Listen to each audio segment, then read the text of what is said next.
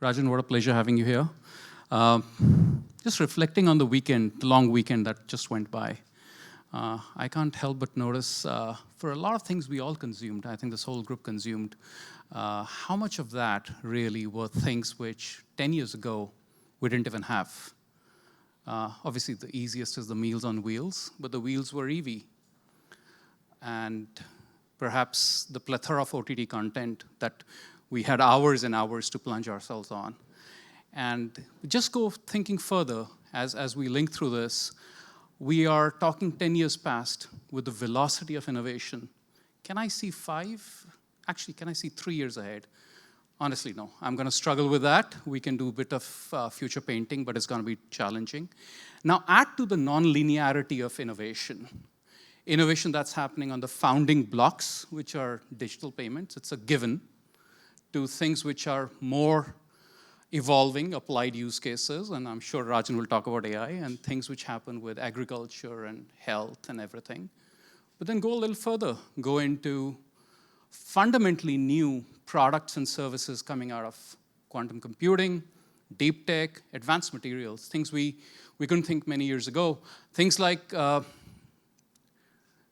accelerated water generators, adaptive and atmospheric water generators, taking water out of air. It's here. It's here. It's not even future. It's here. So what are we talking about? Now mix all these things. The future is almost getting to a point where the value creation, the capital going into that value creation is just increasingly becoming many, many, many folds nonlinear, becoming many, many, many folds difficult to predict. And that's the whole world of private markets. That's what we do in Oyster. And in this very first series, Vivek, thanks for getting us here. Thanks for this very first series. And in this very first one, Rajan, I don't think there are very many people who would be as relevant as you. I think I've known you for long. I've known you since I remember, and hindsight is perfect. I remember the first time was when in a small group, we were hosting a team of Latin American ministers. And they were in India to learn about our tech sector. And you stood out as somebody, and not unnatural, right? You stood out as a guy who really understood the tech sector, but you also stood out as somebody who had an amazing flair for spotting innovation early and investing personally. So that stayed with me. The journey continues. I keep watching you. I keep learning from you. So it's wonderful having you here, and this series of conversations hopefully will bring you back again, and we'll have many of these people again. So anyways, welcome, and I'm just going to dive right in, Rajan. So the very first question, you've done several pivots in life, from, Vivek was talking, from McKinsey to Google's and Microsoft's of the world to Sequoia to now, most recently, in your own right, it's a spin-off, Peak 15. Tell us more about it. What's the secret? How many innovations and how many pivots are you going to do? Thank you, Rohit and Sandeep for inviting me. And it's amazing to see how far Quorum has come over the last many years. And thank you, everyone, for coming. I know there's a lot of traffic in Gurgaon, and I'm assuming some of you came from Delhi. Look, I think really there's no strategy to my pivots, Rohit. I graduated in the US with a master's. I really wanted to work for General Motors. I didn't have a green card, so they wouldn't hire me. So I only had 2 options: management consulting or investment banking. I didn't know how much money bankers made. So I ended up at McKinsey. And the bandwagon. No, I really didn't know. I mean, if I knew how much money these Goldman Sachs guys made, this is just no chance I would have done anything else, I would have gone straight to the trading desk. Whatever. I did a master's in engineering, so. Anyway, so that was McKinsey, and then, I have this thing where if I start something and I really love it, I'll just keep doing it for a long time. And so I was at McKinsey, it was the first road job I had, and, I was there for about 11 years. And then I got to a point where, because I had never run anything, I always thought I was better than my clients, right? So I was like, I don't understand why John doesn't just lay off 5,000 people. John was one of my clients. So then finally, one of my senior partners was like, Rajan, I think you should go try it. And then you'll know how hard it is. I'm like, yeah, I think I'll go try it. So anyway, so that's took me into operating land, and I worked for Michael Dell. Then I figured out how hard it is to lay off even one person, let alone 5,000 people. I ended up actually doing more than that. And then, basically it was Dell. I actually ended up in India because of, I was launching these operations across Asia for Dell. I mean, I used to run offshoring this was a long time ago when offshoring was like a new thing. And I had no idea about like call centers or like, oh my God, this is like a McKinsey partner trying to run call centers. You just don't want to do that, okay? Anyway, I was launching all these centers and Radhika, my wife, didn't want to live in Singapore, which naturally made sense. We were launching all these centers all over Asia. So we moved to Delhi, and that was literally 20 years ago. So end of this year will be 20 years. Then I ended up running Dell in India and then joined Microsoft, ran that. I was at Google for a long time. And so, and then I've been angel investing for a long time. So I actually joined Sequoia, now Peak 15 at the time, because we were launching Surge, which was a very different way to do seed investing. And I thought that was really interesting. So I was very enamored by sort of this idea of trying to do seed investing in a very different way. And so that's where I joined. So I have a very simple, I don't have a strategy. What I do know is that, when I love it, I'll just do it with like 200%. And then at some point, I just don't love it anymore. I find something else that I think might be interesting. So very long answer to your question, but absolutely no strategy. So 200% is the answer. That's right. So Rajan, how do you find the shift from being a personal investor to being an institutional investor? Yeah, I think it's a huge shift. I think I'll start by saying, if I had done this, basically I'm coming up on 5 years, actually maybe, this week, as a venture capital investor. If I had done this before I had started angel investing, I would have done 100x better. That's the material difference, okay? Now, I can't believe how much better I would have done, but of course I can't now, that's already done. So I think the differences are very many, right? Like it's one thing when you're doing something, you're doing something during the day. I was leading Google in most of Asia during the day. That's, reasonably sizable business. And then at night, whenever I had time, I was angel investing. And then when you do that over a long period of time, it adds up into hundreds of companies. I think the differences are one, as an angel, at least my strategy was I just invested in founding teams that I really liked, okay? So, but as a venture capitalist, that is still I invest very early. I'm a seed stage investor. That's really still the most important. But actually, it's as important the market. So, in venture capital, we have this saying that, A team, B market, probably B or C results. B team, A market, you could actually end up in a A result. Yeah.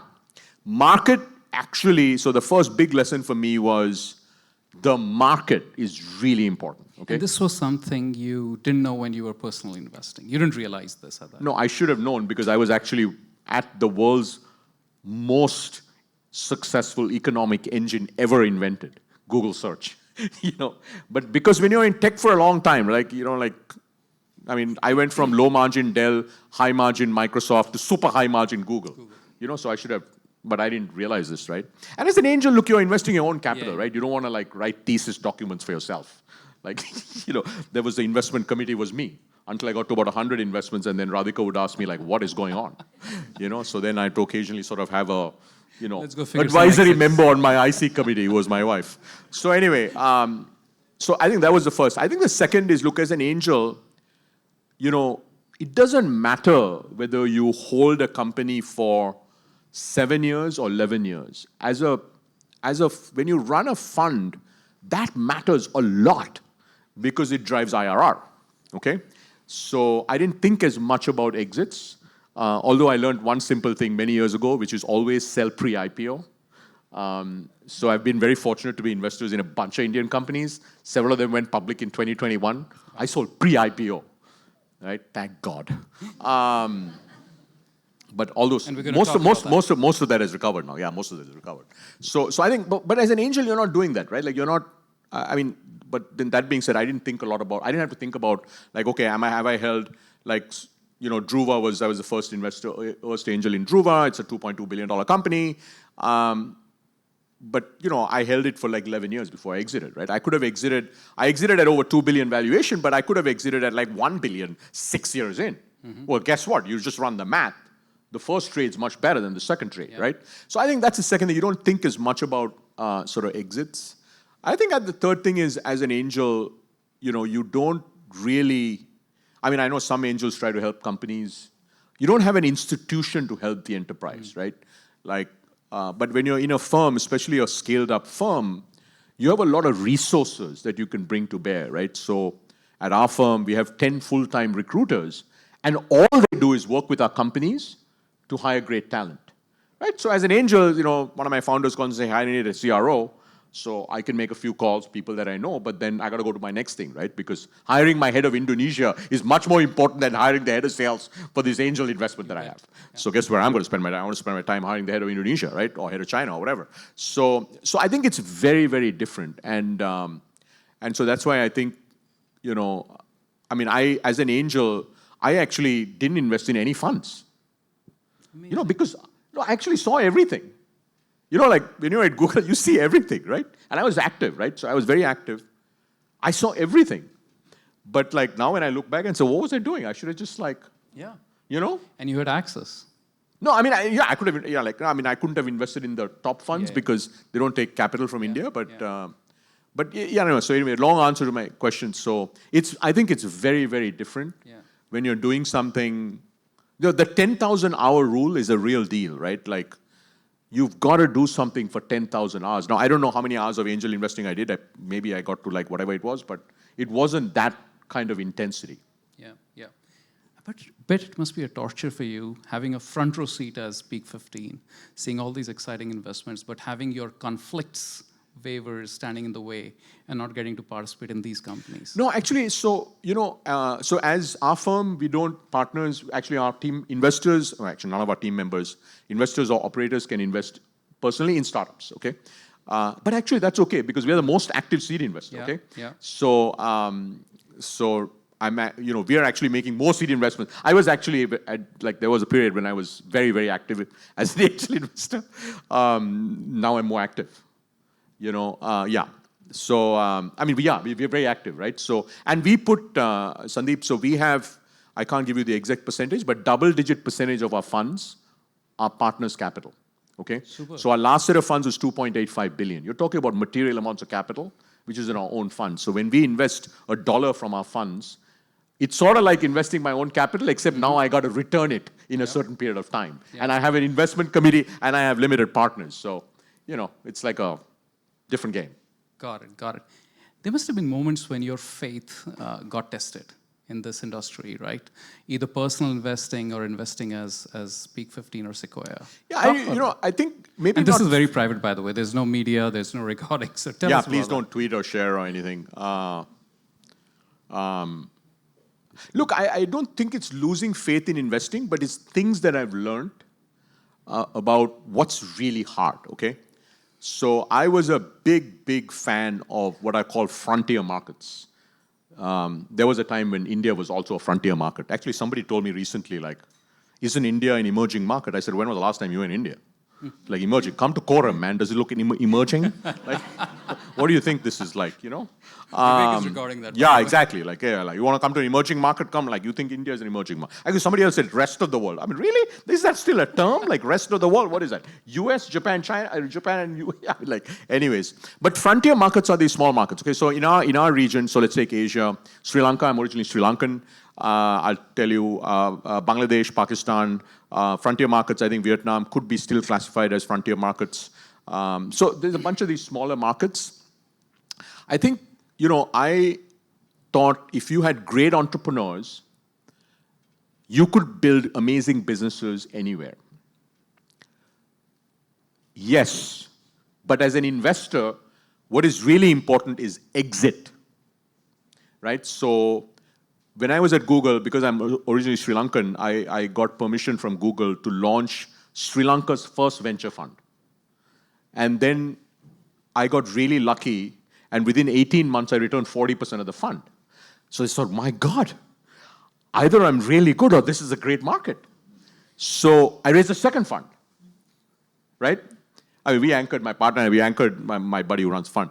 We anchored most of it, but we raised external capital, okay?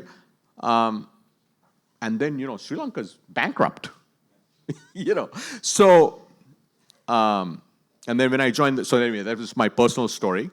So the issue is there's no exit, right? Now, the company that we exited, by the way, was a software company we sold to somebody, okay?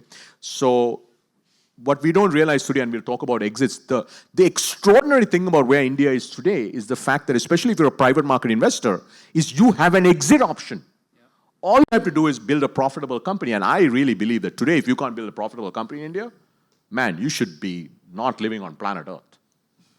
Because there is so much opportunity, right? You mentioned some of that, both tech and non-tech. So, let's take Bangladesh, right? So actually, Sri Lanka, fortunately, was my fund manager days. After I joined the firm, I always thought Bangladesh was really interesting, right? And so I made one investment. The investment just takes off. It's like, boom, it's growing, right? I'm like, okay, let's go make a few more investments. Make 2 more investments.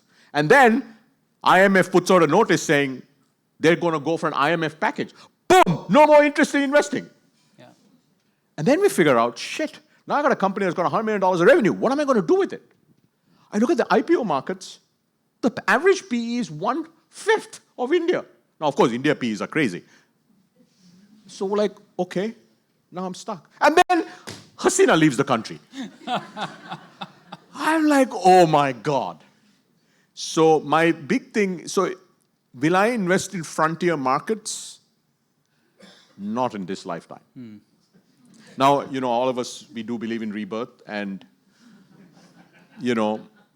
so I think it's not like so I didn't lose faith in sort of investing, but Rohit, I think the thing is, and this is what I mean by, these are like, I have so many lessons, like literally I've been at our firm for 5 years. Every single day I learn something new, every single day. And a lot of it is actually at least one new lesson of like investing or working with founders or, startups or whatever it is, right? And it's just profound, and this stuff just keeps compounding, right? I mean, I have 12 of us in the firm who are partners. 3 of them have been around like 18 years, okay? So Shailendra, GV, Mohit. And the rest have been around, Shailesh has been around 15 years, the rest have been around more than 10 years. So, the learning, not only like personal learning, but also the learning that you get from others is pretty extraordinary. Yeah. So I think it's a long answer to your question, but for me, I mean, this whole thing about like, okay, it's so easy to invest in anything. Yeah. It is so difficult to exit a private market company. Unless you're in India, and if you're a profitable company in India right now, and I think, by the way, this is obviously, market will correct, but I think this is a structural, and we should talk about this. This is a structural 20-year thing. Yeah. And there's one thing, if it changes, it won't be, but we can talk about that. Yep. No, but you made some great points about India, and I think that whole thing about, if you can't make money in India, you should be on a different planet. I think that's so true. That also has gone in a big way into the evolution of the VCP industry, right? From the early IT and digital apps kind of investing to the more evolved investing. I think we've seen the breadth and depth, which is, I still don't think we are close to the mature markets, US and Western Europe, but we are getting there. We're getting there, and some facts that come to my mind, which are quite remarkable, is the industry has grown, the PVC domestic industry has grown from 200 million about 10 years ago to 100 billion today. And just think of a space like climate tech. It was 0.4% of that meager $200 million. It is 4%, a massive 10x of 100 billion. So the market's seen breadth and depth both. There are fund managers today who are in the third, fourth fund. They have returned capital twice over for the prior 2 funds.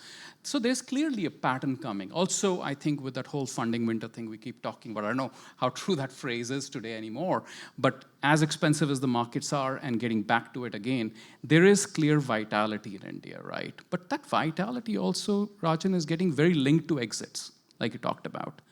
And IPOs particularly are now we kind of clocking IPOs, right? I was looking at some statistics, I was telling you about them. India has seen 50% faster IPOs and 50% more IPOs in the last 5 years over the last 10 years. Just the rate and the getting to that clip. Now that's massive. And that's not just talking about IRRs, that's real liquidity. What do you think is driving that? Yeah, I think there's several factors. I think the most important thing is our companies are getting to scale and profitability, okay? This particular fact I'm going to share with you, please keep to yourselves. 2015, Sequoia India had 2 companies with over $100 million of net revenue. Last year, we had 50. Wow. 50. It's crazy, right? And the base grew from how many to how many? The base grew by maybe a couple of hundred, but that's, so the... The critical mass was there. Yeah, the thing is, look, the idea of building a 500 crore company in, call it 7, 8, 9 years even, was, hard to think about, right? Like, imagine, starting now and, 5, 6 years from now, you're at 500 crores, right? And actually, even a year ago, I was thinking that Mamaearth was an exception. Mamaearth went from launch to IPO in 7 years, right? Trading at whatever it is, 15,000 crores or 13,000 crores, something like that, maybe 13,000 crores. And actually, Mamaearth, when it got to 1,000 crores, hadn't consumed a paisa of cash. Because they raised some cash, to spend the cash, and start generating profit, right? So I thought even a year ago, when, maybe a year and a half ago, I thought that was until, Surge we launched 5 years ago. We have 3 consumer brands that had 500 crores, all 3 profitable. So I used to think that was 18 months ago. I was like, no, that's got to be an exception, right? All 3 companies will be actually 1,000 crores in 7 years. Yeah. One is in toys, one is in beauty, and one is in food. I mean, these are not making they're not making rocket ships, okay? They make toys. So I think the first thing that has happened is these companies are getting to scale, right? And unit economics. And profitability. Yes. Yeah, I think it's very important because without profits, I think you can go public if you're like a Ola Electric, EVs, new age, sort of deep tech kind of companies. Otherwise, regular companies, forget it, right? I think that's first. I think the second thing that has happened is there's a serious appetite for sort of the new age companies, right? There's a scarcity of tech. So you can understand, right? There's a scarcity of tech. We don't have only, just to give you guys a sense, there are 5,000 or so public companies in India. There are only 13 venture-funded companies with over $1 billion of market cap that are public. Okay? So venture-funded companies that are public, you have $1 billion market cap cut off 8,000 crores. There are 13 of them, 14 of them, something like that. Because, Ola Electric was added and First Cry was added. It used to be 12 until these 2 got added.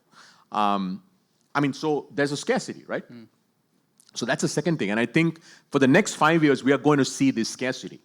Now, by the way, today, I don't know how many of you know this, the US has 1,100 unicorns waiting to go public. Wow. Yeah. And when you say waiting... Waiting as in they're unicorns. They want to go public, but they can't. You know why? For 2 reasons. Today in the US, if you want to go public on NASDAQ, unless you're some sort of deep tech company, if you're a software company or AI company or whatever, those are not, by the way, the special companies. You have to have close to $400 to $500 million of revenue. $1 billion IPO on NASDAQ today is just not that interesting. Yeah. It's very difficult to go public, right? So in our portfolio, we have several companies that are over 200 million ARR dollar, right? So you're talking about what, 1,600 crores, 2,000 crores revenue, growing 30%, can't go public. So there are 1,100 US unicorns in the waiting list go public. So, and that's not the case here.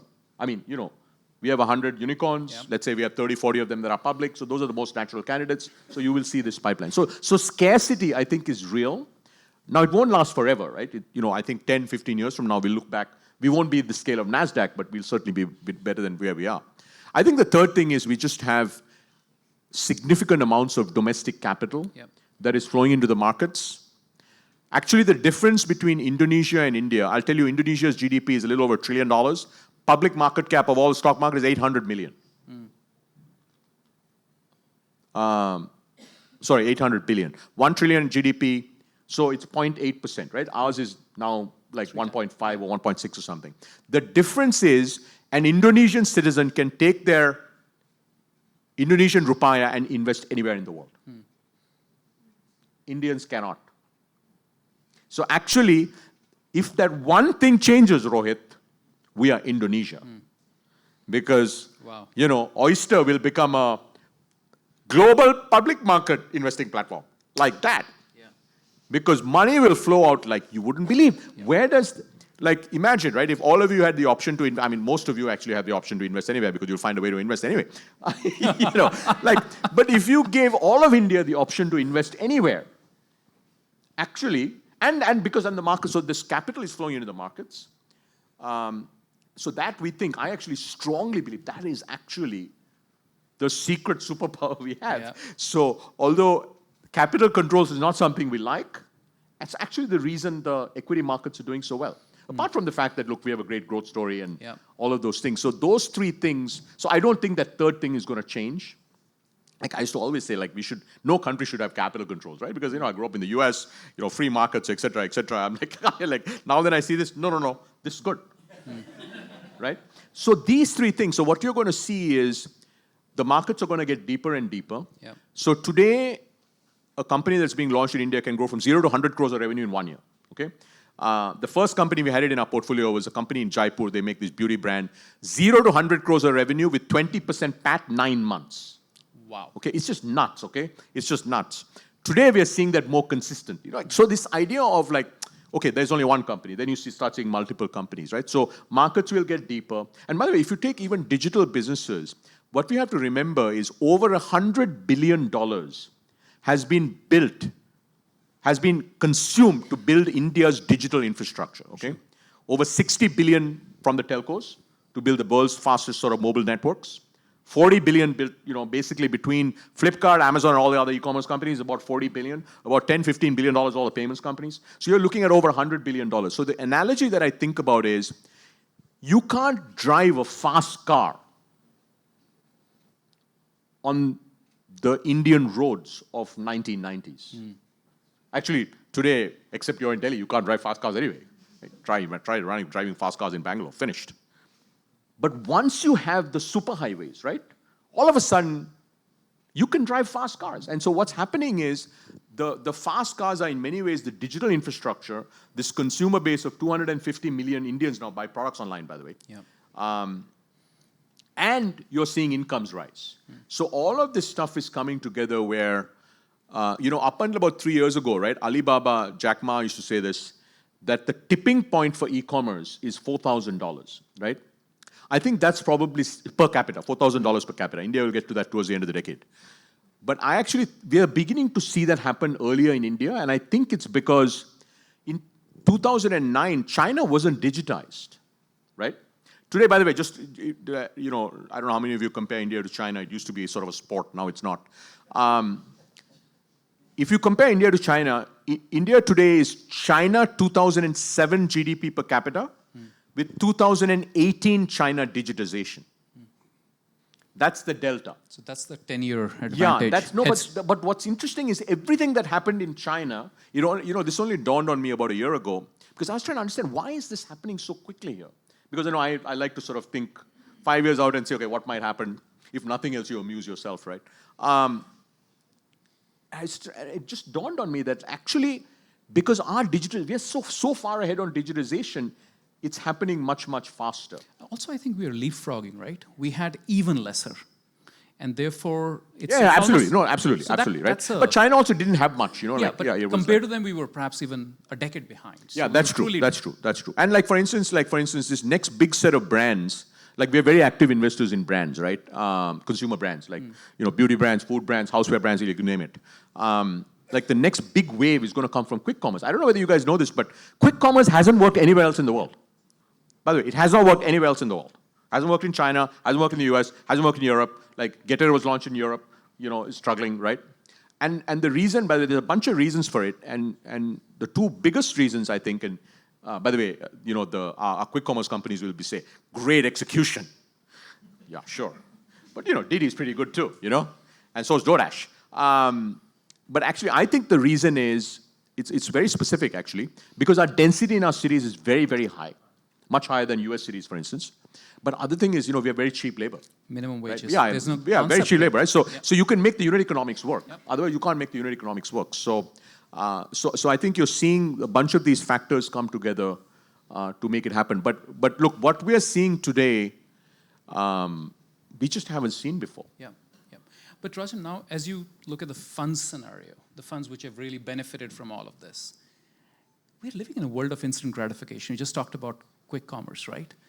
And these funds are, 10 years, 12 years. How do you justify that? And are they getting any shorter?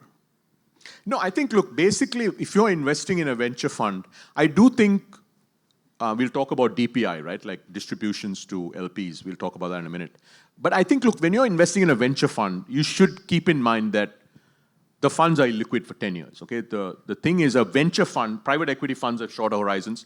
You'll get somebody else to talk about private equity. But venture funds, right, whether it's sort of seed, venture, like even venture growth, these are 10-year funds. Yeah. And the reality is, look, you're investing, so let's take the seed business that I'm part of. 30% of the companies that we invest in haven't written a line of code. So, okay, if you get really lucky, maybe we'll go public in 5-6 years. So I think Ritvik is here, who's the founder of Elevas. They launched their company last year. We're very fortunate to be investors in them. They're a travel company. Travel's booming.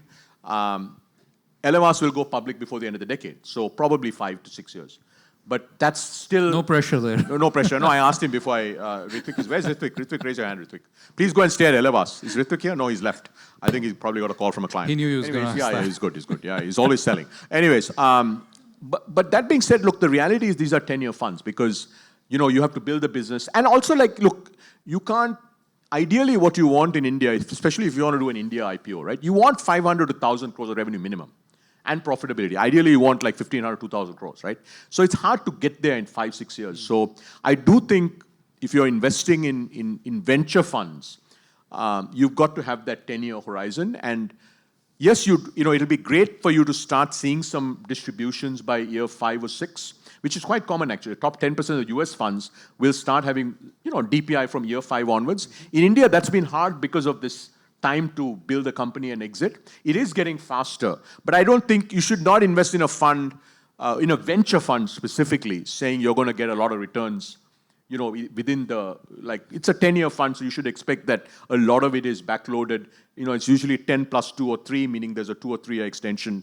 That's what you should do. Now, of course, what you should expect from your fund managers is that they're going to deliver a premium on delivered capital, not on like paper, IRR and all that, when it's all said and done, right, that is higher than your other best option, right, which is either private assets or private investments or public equities. Correct. And let's talk about that. So illiquidity premium. How do you, and if you can, share about Peak 15, how do you look at that?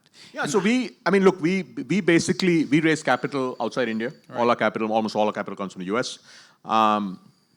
So what we say is, look, basically we have to outperform the NASDAQ, okay? Because we are investing in tech. LP can invest in tech, which is NASDAQ, public tech.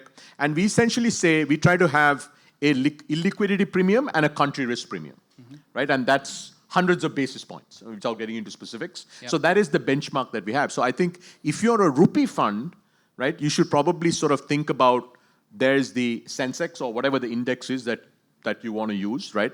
And then you've got to have a material 4, 5, 6, 7% premium on percentage, right? So call it 500 to 700 basis points. On top of that, delivered. What I mean by delivered is when the dust settles 10, 12 years in, and this is the thing about investing in a venture fund, right? You don't know for a decade. Because everything that happens in the middle is sort of interesting, right? Like you'll have unicorns and decacorns and all of that. And then some become not decacorns anymore. So what you want to really look at is, okay, capital back. And the thing is, you don't start really getting capital back in a meaningful way until about year 8. Right. But you got to have 500, 700 basis points delivered returns above the public index. And that, by the way, is very hard to do in India because our public markets are actually doing very well, right? Booming, yeah. I mean, by the way, you can't look at the public markets over the last 18 months. Yeah, some other day somebody came and said, oh, why should I invest in private companies? Because the last, the markets are up 70%. I said, good luck. Yeah. Yeah. By the way, that's so accurate. So what we did, Rajan, very recently, we partnered with CRISIL, the rating agency, and we took BSC TRI 100 as one side, reflection of the public markets. We benchmarked that against 175 funds, 175 pooled capital. And what we found was actually quite startling. We found that over, I think, 7 cycles of 6 months each, because that was good enough to dip the market at multiple times and not just look at a booming public markets right now. And what we saw that across that cycle phase, public markets were outperformed by private markets across. And this was pooled capital to BSC TRI. So it's pooled to pooled. And that was just amazing. What obviously this also means is that while on one hand the whole mass looks better than the other, what also it shows inside is that you have funds which are massively outperforming.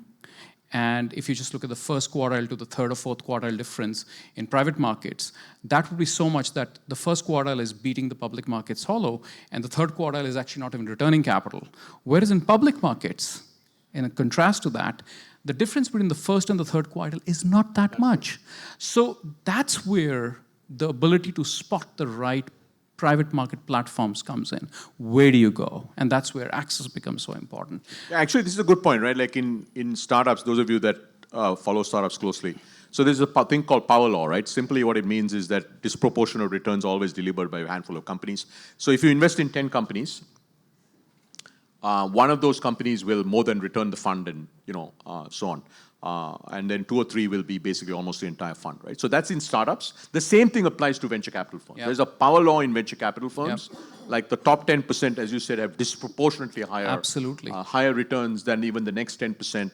And I actually don't know in India what the median is, but if you look at venture capital in the US, the median is actually doesn't outperform the NASDAQ at all. Yeah. To your point, precisely, right? Because in venture capital firms, you could have a venture capital firm that doesn't return capital. Correct. So, with that, what I want to get into is if you really now get down to the views on how these fund managers and the whole VCP industry is evolving. Also, a large part of the last few years has been about unicorn chasing. Yeah. Also, there's a complete contrarian view about, no, you don't chase unicorns. You chase fundamentals. Unicorns is what you become. Tell us, how do you guys work through that in Peak 15? What are you doing? Yeah, look, so first of all, I mean, as a venture capital firm, because the power law exists, right? You have to have very large company outcomes, okay? Especially if you have if you have a $20, $30 million, I mean, let's say you have a 200 crore fund, it's fine, you can sort of get by with a few 500 crore type outcomes, right? But if you have even a fund with like a few thousand crores, then you got to deliver very large outcomes, right? So our business really is about large outcomes, right? So that's the first thing to keep in mind. Like if you're a venture fund, by the way, it's different to private equity, right? In private equity, you can't have 30% of your portfolio go to zero. In venture capital, that's very normal, by the way, right? 30 to 40, even if you're really, really good, your top performing fund in the world, 30% of your portfolio is gone to zero. Yep. Okay? So that's one of the things you got to learn. I'm like, oh my God, what's happening here? Like, and by the way, those come earlier in the fund cycle. Yeah. So invest in a venture fund, you look at a portfolio, fund managers say, like, what the hell? What's going on here, right? All these companies are going to zero. Well, yeah, because like the flops happen earlier than the. And that's also capital preservation for the best ones. Yeah, that's right. That's right. Because saving money and let the. So I think that's the first thing. But the other thing is, like, what especially what you can do in India, and I think we are seeing a bunch of funds do quite well, is you construct the portfolio so that, like for instance, let's take consumer brands. Because consumer brands, by the way, the good thing about India today is there's innovation in every sector in India, and then 40% of our founders are building for the world. So we can, like 60% of our founders, I'm talking about new companies that are being created and funded, they're innovating in India, right? So, and in India, it's across every single sector. Yep. Consumer brands, gaming, travel, healthcare, education, financial services, deep tech, semiconductors, defense, so on and so forth, right? So that's the 60%. 40% though is innovating for the world, which means they're not really targeting the 3.5 trillion Indian economy, they're going after the $100 trillion, right. Global economy, right? So it's just extraordinary. That's why they have so much innovation across all of these. Now, so one, you have to really go for you don't want to go for the easier bets. Now let's take consumer brands. Consumer brands is interesting. There will be a few consumer brands that will be valued at north of 10,000 crores when they go public, like a Mamaearth. But I think that is going to be far and few in between. However, there'll be many consumer brands, we believe, that will be in the 1,000 to 5,000 crores, okay? Now, because consumer brands don't require a lot of capital, you could actually deliver very high return on capital, and also you could return theoretically $50, $75 million on an investment in consumer brands, even with a 3,000 crore exit. So what's the math? So let's say a consumer brand, like we have examples. Company, like I'll tell you, one of our companies has just crossed 500 crores of revenue. They'll do 50 crores of PAT this year. 5 years after seed investment, okay, when we said there was nothing there. It's a brand, consumer brand in space. These guys have raised, I think, $15 million, so call it 120 crores. They have 150 crores in the bank. So they've consumed no capital, right? So, and we own 30% of the company. So let's say the company goes public at whatever, let's say 5,000 crores, okay? Because they'll go public after they get to 1,000 crores. So we own 30% of the company. So we made 1,500 crores, right? So is that a Zomato? No, right? InfoEdge's stake in Zomato today is $3 billion. 21, I mean, it's crazy, right? 24,000 crores is InfoEdge's position in Zomato. It's not, so that's what I mean. So you got to, if you're a fund, you want to aim for the Zomatos. You got to have a few of those. Now, very few of those will work out, but it's okay to have the 1,000, 2,000, 5,000 crore outcome. So I think, and that's where the predictability will come from. Yeah, and not just predictability, also like your ability to maybe start returning capital a little earlier, precisely. Right? So if you said, look, you want to construct so that's called fund construction, right? In the fund construction, it's good to have some of these, like for instance, financial services and fintech. I mean, I don't know how many of you know this, but NBFCs have just tremendous IRRs. Yeah. So you'll see a lot of VCs now trying to find seasoned bankers and funding sort of new NBFCs, right? Because, those are good businesses. Now, they're not going to be, unless you're a Bajaj Finance, that takes 30 years, right? You won't get to 20 billion, 30 billion market cap. But can you get to 500 million, a billion? Can you get to 5,000 crores, 10,000 crores, 15,000 crores market cap? Absolutely, right? So what you want to do is smart as a fund manager is try to construct a portfolio like this. So for instance, if you look at the last 2 years, even at the seed stage, and again, this is only for you all, if you look at we've made dozens of investments in India at the seed stage. 35% of our investments are in consumer broadly defined. Brands, vertical commerce, gaming, travel, and healthcare. So call it India consumption, okay? 15% is fintech, next generation fintech, credit on UPI, wealth, things like that. That is basically funding the Indian consumption, right? 25% is basically AI, and then the rest of it is sort of non-AI deep tech, semiconductors, battery recycling, EVs, things like that. So, and there's a reason it's constructed that way. If any of the AI companies hit, they're 10 billion outcome, right? If any of the vertical commerce companies hit, probably 5 billion outcome. If the consumer brands hit, maybe 500 million to $1 billion outcome. And fintech can be, 500 million to maybe 2-3 billion. So that's how we think about portfolio construction where, and by the way, it's power law. So only when I say hit, 1 out of 10 hits, So you have to be quite clever about that. So you can't be I worry if you're just a fund that only does one thing. But the great point about what you just said is that it's also reflective about what India is, right? At the heart of it, we are both a consumption economy and an innovation economy. And we talk about it often inside of Oyster. I think it's just such a fantastic time we are in. And one of the reasons why, even though the China sport is over, I think one of the things which really stands out for us is after the US, perhaps we're the only second country in the world where both these engines are firing at the same time, right?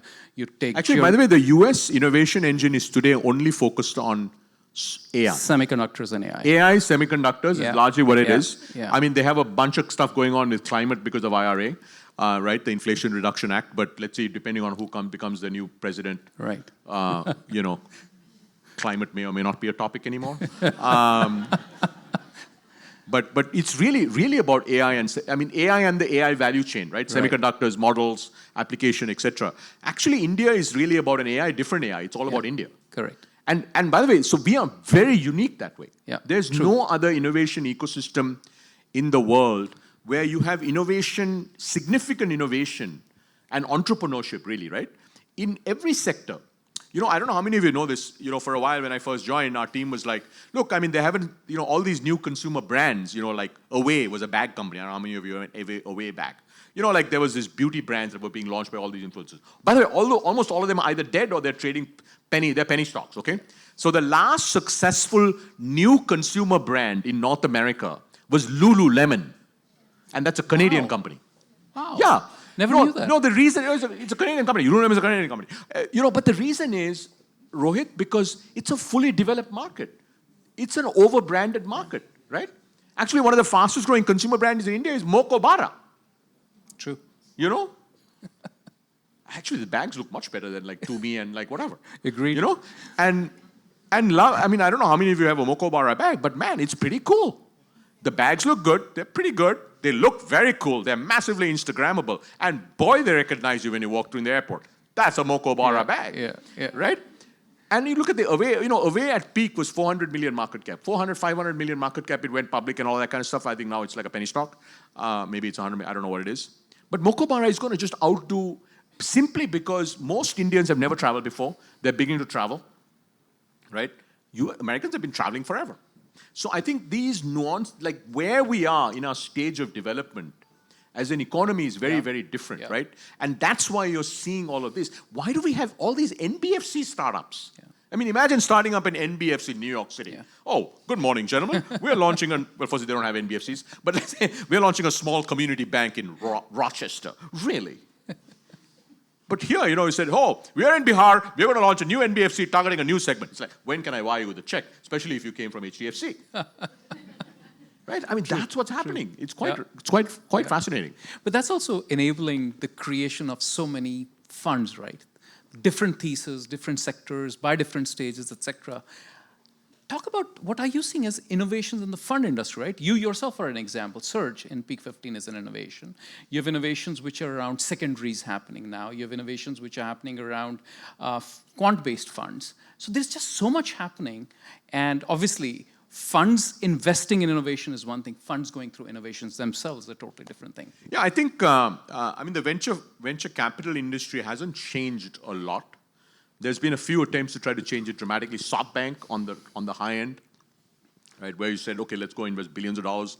Companies very quickly. That experiment didn't work very well. Then you've had in the early stage YC, I think, really kind of brought about a whole new way of doing early stage investing. But I think, look, India really, let's forget about venture funds, okay? The US has 3,000 active angel investors. We have 300,000. 3 lakh accredited angel investors who are very active. Okay, now this number is 2-3 years ago. Now with AI, that number is probably much higher. India has 10,000 best case, right? Last year, $300 billion was invested into startups globally. India got $7 billion. So, like, all this while we've been talking about how exciting this innovation ecosystem is and all this stuff that's going on and, all this, and we get $7 billion. That's less than 3% of total venture dollars are coming into Indian startups, right? So our view at least is, look, we just need many more venture funds. Now, of course, remember, there's a power law in venture funds, okay? And that's just venture, that excludes PE. Yeah, that includes PE. And even within venture, right, your venture growth, you see many more venture funds. You'll see sectors-focused funds. You'll see secondary funds. I think even in PE, you're going to see many more. Actually, India hasn't yet seen a lot of seasoned GPs leaving, right? So Samir left. Nexus has launched his own fund. I think over the next decade, you'll see a lot more of that because now the ecosystem is coming of age. Yeah. Precisely. Right? So you'll see more seasoned GPs leaving, and I think they'll do what they're doing, right? The venture capital industry innovation, what I think about is, it's sort of like going back to this whole NBFC point, okay? Why does India need more NBFCs, or why can we have more NBFCs? It's very simple, really.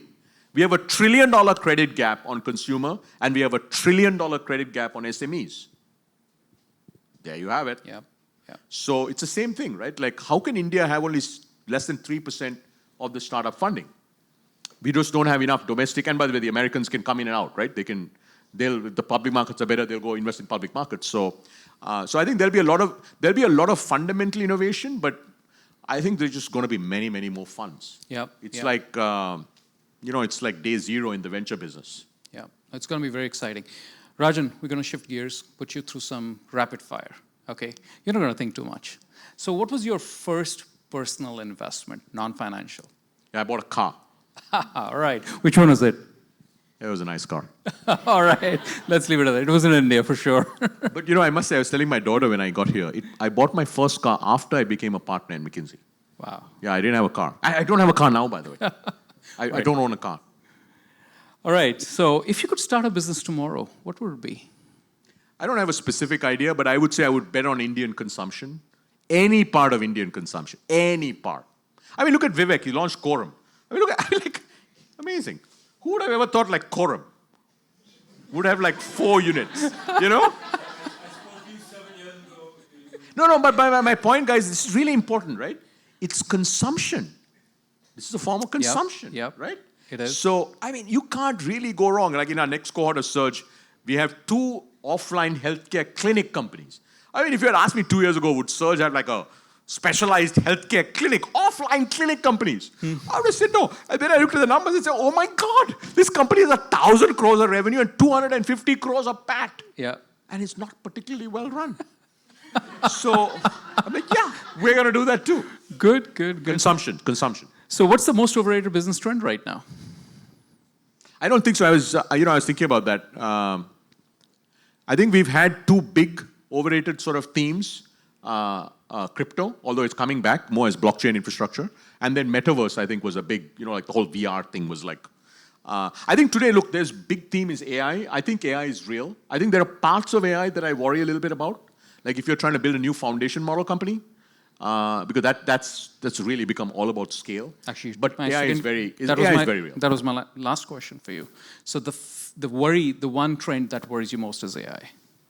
No, I'm not worried about AI at all, right? So I think we're in the very early innings of AI. It will have a very, very significant impact on just about every industry, on humans, on businesses, on governments. I think I'm not worried about this, but as India, we need to do a lot more. I'm excited about the India AI mission. Look, the exciting part is 25% of the world's top AI scientists are Indian origin. The not so exciting part is none of them live here.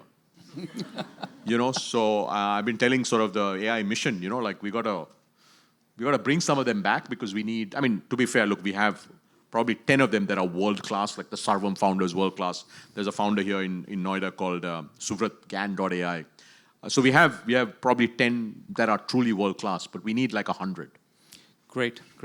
Thanks, Rajan. We're going to open the floor for a few questions, perhaps 3 or 4. So the mics are around. Feel free to just ask for them.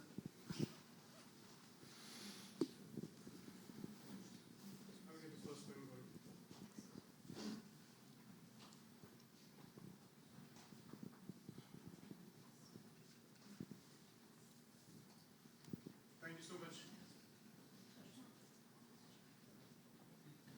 Can you hear me? Yes. Yeah, we can hear you, yeah. Thank you so much, Raj. Truly energizing talk. Anybody who's not sold on the Indian entrepreneur ecosystem is sold on it today. But you talked about the fuel, which is kind of powering this ecosystem, right? $7 billion powering the 3rd largest entrepreneurial ecosystem globally. And you talked about the limitation about, the individuals being able to participate in that asset class. Beyond regulatory changes, do you think there are other ways by which, a lot more individual wealth can, just like the listed ecosystem is now powered by individual capital, do you see that trend happening more and more? Yeah, I think short answer is yes. But by the way, I do think, Sandeep, it's not for everybody, right? Like of course, all of you in this room, because, you have to have a certain amount of net worth and, like have your capital tied up for 10 years. This is not like a... so it's not for everybody, but certainly look, 2 things are going to happen, right? As we talked about, I think there are going to be many more fund managers, and like platforms like you will democratize it because historically it's been a very difficult industry to get into, right? Like you couldn't get into it. So I think Oyster is a great sort of platform, really democratizes access. But I see, look, we're going to have many, many more new fund managers. I think some of the global funds eventually, or I should say funds that raise capital outside, will eventually launch AIFs, right? And when they launch AIFs, it's easier, to raise capital here. So I think we'll see that happen. Hi, sir. Thank you for being here. So, for example, I'm a young entrepreneur looking to kind of start a business within the sustainability space within India. So what would be some advice in terms of how we can approach, because there is so much happening within India, so many opportunities, can be kind of overwhelming sometimes, that there are so many themes playing out. So how would you recommend, to kind of narrow down and kind of synthesize into one particular area? Yeah, I think great question. Look, so I think there's no easy answer to that. Other than what I can tell you is every day I meet 5 new startups, every single day, except Mondays. Mondays we have a day full of ICs. 4 out of the 5 are actually good because by the time you get to me, you're actually a pretty good team. are just working on a not so great idea. Actually picking the right idea, to your point, is the most important thing you should do as an entrepreneur. Right? So on the one hand, there's innovation happening everywhere in India. And the way to think about it is, one, make sure you're solving a real problem. Right? I think a lot of problems are nice to solve problems, not a must-solve problems, right? And I can't tell you how many people are like solving like nice to solve problems, actually even problems that now are no longer problems. But the second thing is, why are you uniquely positioned? Right? Like, I would love to go build a micro-nuclear reactor. I think that's a really cool idea. But I didn't study nuclear engineering at MIT. I don't know any nuclear scientists. You know, like, okay, so sure, I could go study it for the next 6 months. I'll be pretty knowledgeable. But that's not something I should do, right? So I think this question around why are you uniquely positioned to win in this particular idea is a really important one. By the way, that doesn't always have to be the case, right? Like, you can learn something from scratch, but you have to spend enough time really knowing that, either you or your co-founder, to be able to do that. So those are the two lenses I would use. I would spend a lot of time making sure you're solving a real problem that is highly scalable. And then second, asking yourself, between you and, let's say, your co-founder, if you have a co-founder, otherwise you don't have to have a co-founder, that you're uniquely well positioned to do that. So for instance, we founded a company called Nutrace in Bangalore, right? So they're building electrolyzers, green hydrogen electrolyzers that don't have membranes in them.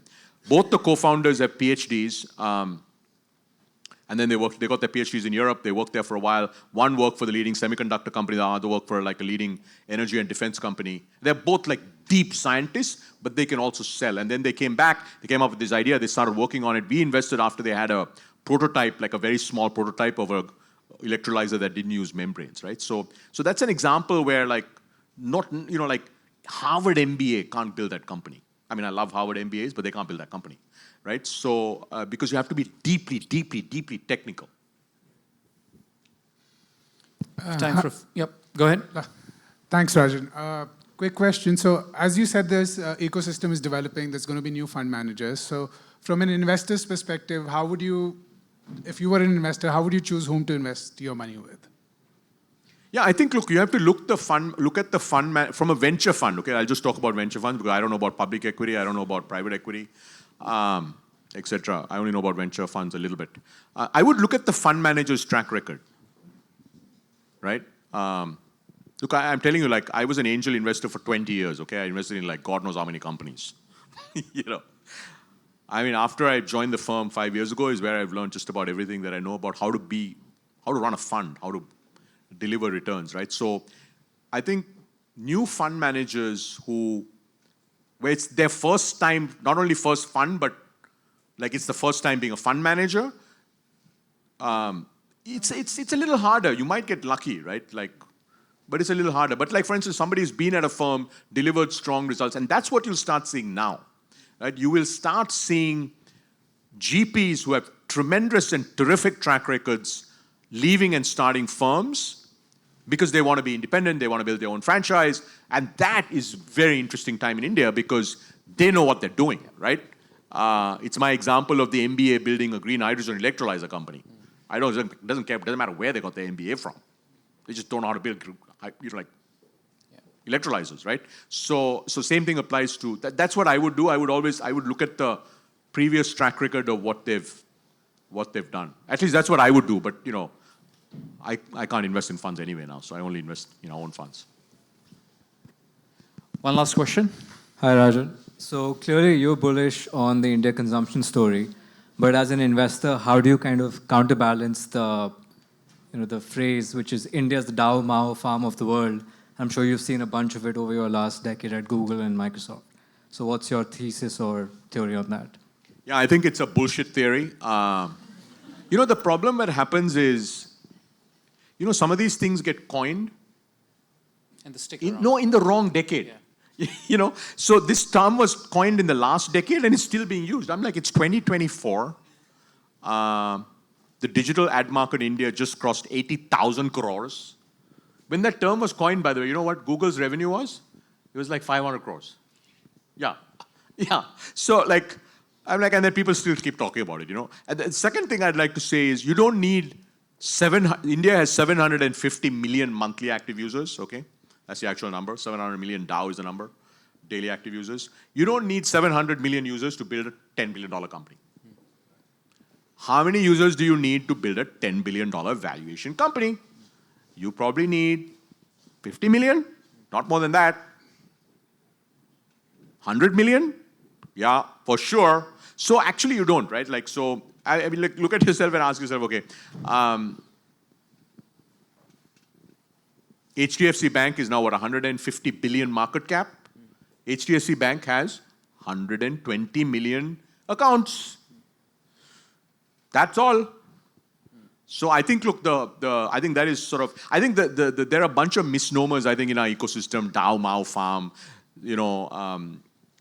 another one is like India's only the top 100 million Indians consume. What do you think the others do? I actually believe, maybe we'll end on this, is actually India today is the world's largest supply constrained market. There's no constraint on demand, but you have to have the supply at the right price point, right? Because, I'll tell you, we have a company, that's launched regional brands, food brands, cleaning brands, home brands in tier 2, tier 3 towns. It's growing like a weed because they price the product right. Like Meesho is the only profitable horizontal e-commerce company in India.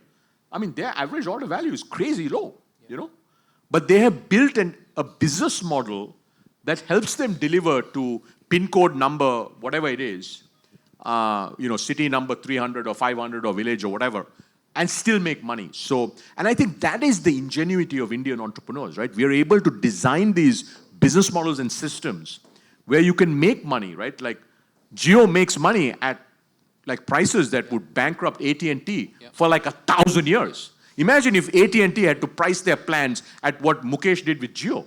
Finished. Yeah. Actually, there's only two companies in the world today that can price at Jio pricing. Jio and Airtel. That's all. No, I'm serious. No other company can. No other telco in the world can price their data plans at these prices. There'd be every single one. I did this analysis 2 years. I mean, maybe it's changed a little. They keep raising prices. I did this analysis 2 years ago. Every other telco, Rohit, would be bankrupt. Yeah. Not just lose, not just become less profitable, bankrupt, because they're all levered, right? They have a lot of debt. So, and I think you're going to see this in industry after industry in India. Actually, quick commerce is another example of that, right? Yeah. It's only worked in India. Why? Because we figured out a business model. So, No, but that's great because that's the volume at play. That's, again, the power of India, the power log thing. Everything kind of comes together there. So anyways, Rajan, thank you so much. In the wrapping, I just want to make one point. I'm going to touch the patriotic chord in all of us. He talked about a figure of 7 billion. I just want to talk about everything we spoke this evening is happening with about 80% of that capital, which is getting invested in this country, in all those fascinating startups, still coming from outside India. It's the 20% which is really coming from within the country. And when those massive exits, those massive moonshots happen, that capital is going to go back. So for the powerful value extraction that sits in front of us, I think one thing is quite clear. We're going to see domestic capital power the whole industry in India for one very simple reason. Today, it's less than 1%. Somewhere we have that oyster chart which says, this is the top 1%. This top 1% people, and everyone in this room is, I'm sure, for sure. This top 1% invests at a country level less than 0.1% of the private capital of the country. Just digest that. And that's really is the question we have to ask ourselves. What is stopping us? So just want to leave it with that. Thank you, Rajan. This was thank you. fascinating. Thanks, everyone.